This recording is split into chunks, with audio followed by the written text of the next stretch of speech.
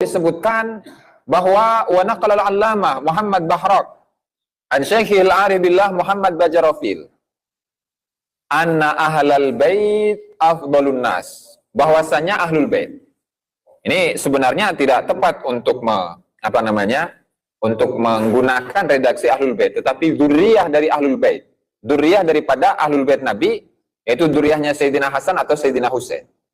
Oke lah, bahwasanya ahlul bait itu adalah paling utamanya manusia. Dzurriyyah Nabi Muhammad sallallahu alaihi wasallam itu adalah manusia yang terbaik. Oke? Ahlul bait atau keturunan Nabi Muhammad itu adalah manusia yang terbaik. Nah, lalu ada lanjutannya, wa al abi alwi afdalu ahlil bait, dan kemudian keluarga Ba'lawi atau keluarga para habaib itu adalah ahlul bait atau dzurriyyah Nabi yang terbaik. Kesimpulannya apa? Kesimpulannya bahwasanya para habaib itu adalah manusia yang terbaik yang ada di muka bumi ini. Nah, ini kalau dikaitkan dengan ajaran rasisme yang menyatakan diri bahwa dirinya ini adalah adalah sekelompok orang, adalah segolongan orang yang lebih tinggi daripada yang lain. Sehingga yang lain nih, orang-orang Nusantara, orang-orang pribumi dikatakan sebagai akhwal. Dikatakan sebagai orang-orang rendahan. Tidak hanya itu, keturunan-keturunan Wali Songo. Keturunan-keturunan Wali Songo itu pun dianggap sebagai orang-orang yang memiliki nasab yang meragukan. Ini udah menjadi pembicaraan umum di kalangan para habaib, meskipun yang muncul itu 1-2 orang. Tetapi untuk di akar rumputnya, pada faktanya memang seperti itu. Itu satu.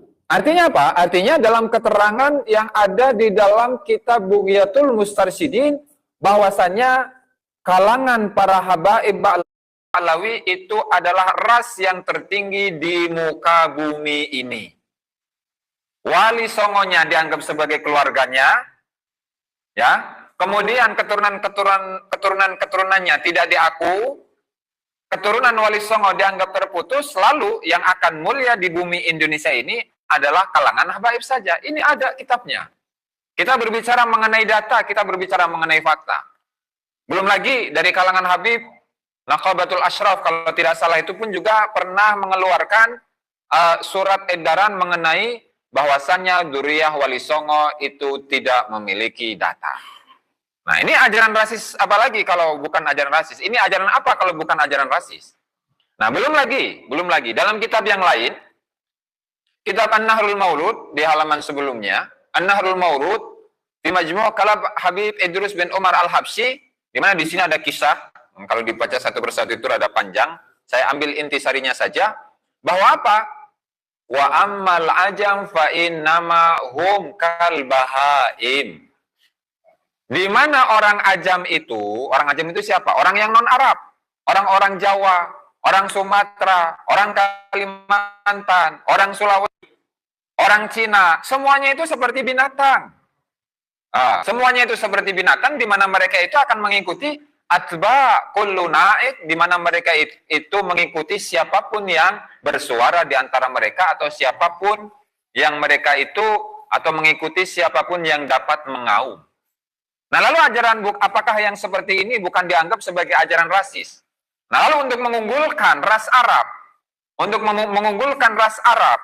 bagaimana? Ya, karena orang Arab itu memiliki satu sifat, ya, orang Arab itu memiliki satu sifat di mana mereka itu tidak mau tunduk kepada siapapun.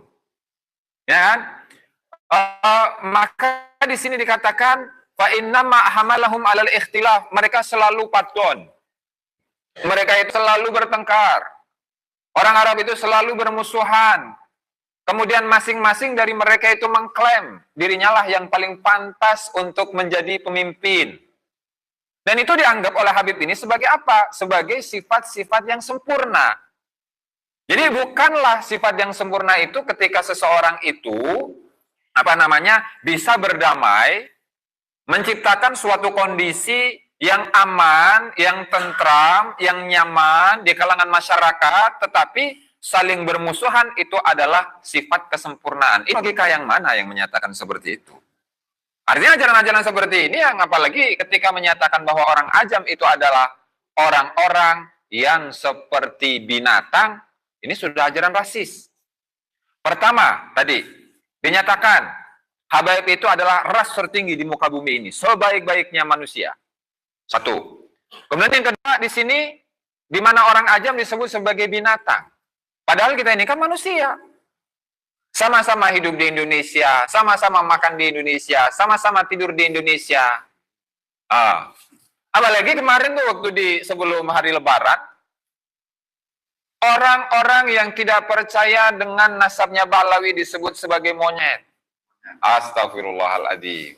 Padahal biasa itu, dia itu, yang berkomentar itu, Rizik Syihab itu biasa untuk menganjing babikan orang lain, mengiblis-ibliskan orang lain. Giliran saudaranya disebut dikit, itu pun keceplosan. Disebut monyet, ngamuknya minta ampun, bahkan minta perang. Nah itulah modal utama sebenarnya. Kenapa dia itu berani untuk mencaci maki orang lain? Karena nasab. Merasa dirinya adalah ras yang tertinggi, sehingga bisa untuk merendahkan siapapun yang tidak sesuai dengan pemikiran dirinya. Ini masih banyak sebenarnya ini. Ini saya ambil contoh dua sampel saja. Kemudian yang berikutnya, ajaran membuat kuburan palsu. Ajaran membuat kuburan palsu. Ini sudah marak ini. Sudah sangat marak. Di Nusantara, di Pulau Jawa khususnya, itu kalau dihitung mungkin sudah ada ribuan. Itu tidak hanya perilaku dari seorang Habib saja, tapi dalam kitabnya pun ada mengajarkan itu. Dalam kitabnya itu pun juga mengajarkan untuk membuat kuburan palsu, di mana ketika seseorang itu tidak bisa untuk menziarahi kuburan seorang wali. Bahkan tidak hanya kuburan wali, kuburan seorang nabi sekalipun boleh dibikin angsal didamel. Makanya di sini. Coba kita ulas bersama-sama untuk lebih jelas ya. Ini di halaman berapa ini? Nggak ada halamannya.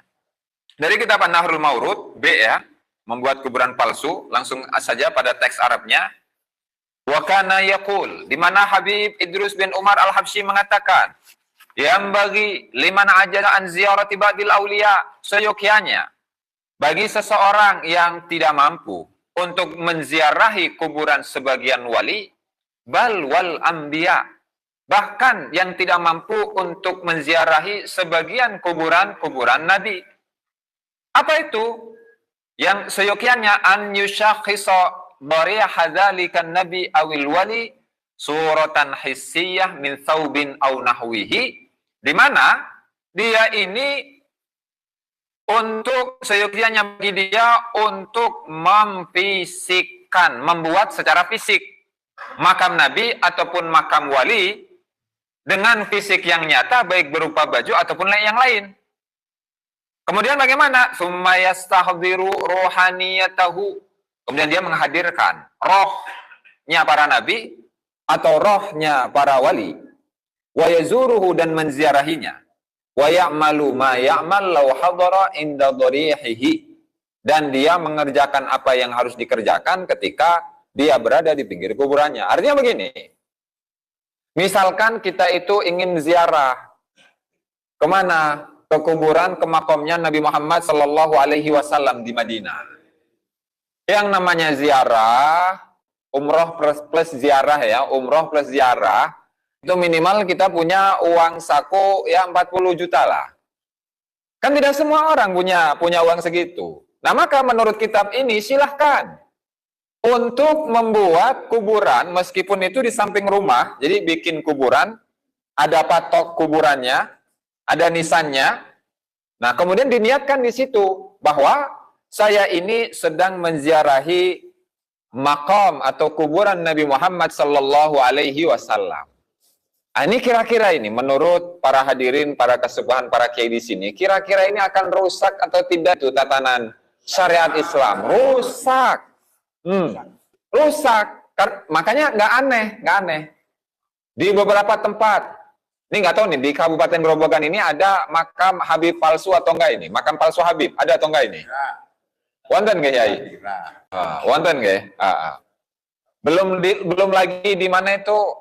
Di Pati, belum di Jepara, belum di Solo, belum di Semarang, di mana-mana. Itu marak yang namanya kuburan palsu. Ternyata itu tidak hanya perilaku dari seorang Habib, tetapi ajarannya memang ada. Nah, tinggal ini diserahkan kepada para hadirin, para netizen semuanya, ya, untuk mempercaya atau tidak dengan keterangan yang ada dalam kitab ini. Silahkan. Datanya memang seperti ini, Habibnya mengajarkan hal tersebut, ya kan? Dan itu dicontohkan oleh Habibnya. Makanya di sini disebutkan wa kana sayyiduna yaf'alu dzalika, dan Habib Idrus bin Umar Al-Habsyi itu melakukan hal tersebut. Artinya ketika beliau itu memiliki suatu alasan, memiliki suatu halangan untuk menziarahi makam atau kuburan dari seorang wali atau seorang nabi, maka beliau membuat kuburan, kemudian menziarahinya, ya kemudian biasa tahlil hadratan ila hadrati Nabi Muhammad sallallahu alaihi wasallam, biasa. Nah, itu biasa. Wa kana yaf'alu dzalika, dan itu dikerjakan, dilakukan oleh Habibnya. Nah, ada ini dalam kitabnya, itu silahkan dicek, dan kalau misalkan perlu untuk file kitabnya, nanti bisa dikirim nanti. Nah, itu satu, untuk membuat kuburan palsu. Ini sesat ini. Kemudian berikutnya, memberi syafaat dan syarat mahabbah kepada Habib, dengan syarat mahabbah kepada Habib. Nah, artinya ketika seseorang itu menjadi muhibbin, maka dia akan mendapatkan syafaat dari seorang Habib. Mendapatkan syafaat nanti ketika di akhirat, mendapatkan pertolongan dari seorang Habib, tapi syaratnya adalah cinta kepada Habib. Kalaulah dia itu tidak cinta kepada Habib, nggak bakalan diberi syafaat olehnya. Dan ini pun ada keterangannya di dalam kitab Qurratul Ain, dengan mengutip dari kitab Al-Qirtas fi Manaqib Umar bin Abdurrahman Al-Attas, di mana Habib Ali bin Hasan Al-Attas mengatakan innal akabira minas sadah al-ba'alawi al-abi alwi, di mana tokoh-tokoh pembesar dari kalangan para habaib ba'alawi la yaqnaun, mereka itu tidak akan memiliki sifat qanaah. Tidak memiliki sifat qanaah hatta takuna li ahadihim khamsu hisal, di mana kecuali mereka itu sudah memenuhi